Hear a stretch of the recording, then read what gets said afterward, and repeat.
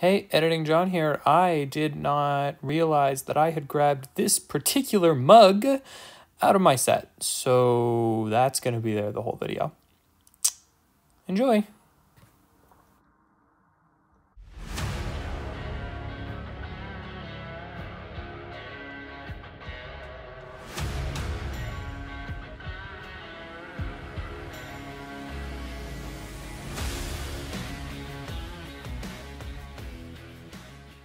So The Banshees of Inisherin is directed by Martin McDonagh, who did In Bruges and Three Billboards Outside Ebbing, Missouri, and it stars Brendan Gleeson and Colin Farrell. These are the same people that were in Bruges, which is one of my favorite movies, so obviously I was excited about this movie. I kind of didn't know what to expect. I saw the trailer once and thought, yeah, that looks like a movie I'll see. Right off the bat, this is a Martin McDonagh movie. Like, it is hilarious, but it's also super dark, and just it's got this weird energy that I happen to love, but if you didn't like his other movies, you probably won't like this one. Actually, you definitely won't like this one, because it leans the hardest into any of that. There are conversations in this movie that I feel genuinely bad for laughing at, but they are hilarious. Partially because of people's delivery, especially Colin Farrell. He's always hilarious, but the way he and Brendan Gleeson work together is stunning. If you've seen In Bruges, you know the chemistry that those two have, and that absolutely hasn't gone away. And I can only imagine it's hard to be in a movie with those two people and still kind of steal the show, but Barry Keoghan, in everything I've seen him in, he just stands out. He's got this presence that's kind of indescribable, but it's super fun to watch. And I think that's what this movie rests on. The script, don't get me wrong, is fantastic. And the editing is great. The way it's shot is brilliant. It's beautiful. Like this, every single shot, and I tried to pay attention through the whole movie, every single shot was perfection. I would hang that poster on my wall. There are very few movies that's true. But we've seen a lot of beautiful movies that just kind of don't have it. It just don't have the thing that makes you go, oh, that was a great movie. You just go, yeah, that was pretty.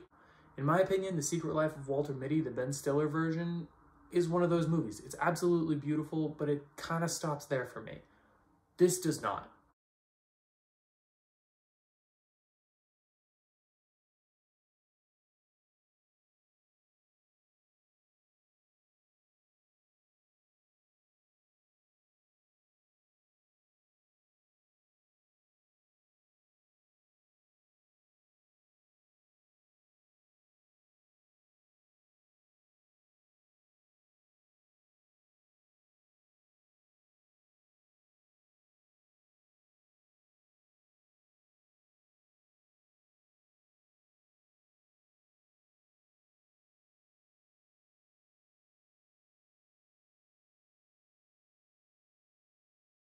The cast works brilliantly together. I was hooked every moment of this film. To that point, the pacing is fantastic. For a movie that's mostly conversation, and that really is what it is, almost every scene in this movie is just 2 or 3 guys having a conversation. Most of the time, it's quick, witty, sometimes just repeating what the other person said kind of dialogue. But there's something about it that just clicks, and each scene, they know exactly when to cut it, when to keep it going. They know how to deliver their lines. Martin McDonagh is just a brilliant filmmaker. He can write and direct something that no one else could write or direct, and that's what I love about his films. They feel so intrinsically him. In all of his films, but really especially this one, there's a profound sadness. There's a vein of heartbreak and mental breakdown that kind of sits in everything he does. But this is a specifically sad movie. It never feels like a tragedy. It's a movie full of sadness. And yet I somehow feel so comforted by it. I don't totally know how to explain that. Maybe that says more about me than it does about the movie. But I really liked that this felt like a movie that you could just watch people go through things and try to live their lives.